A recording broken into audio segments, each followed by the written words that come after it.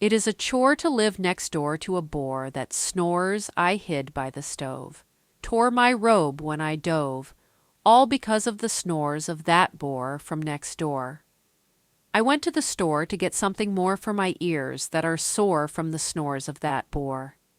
In my red truck I drove to the shore of the cove, so I would not hear more of the snores of that boar. I sat by the shore, and I said with a roar, I can't stand any more of the snores from that boar.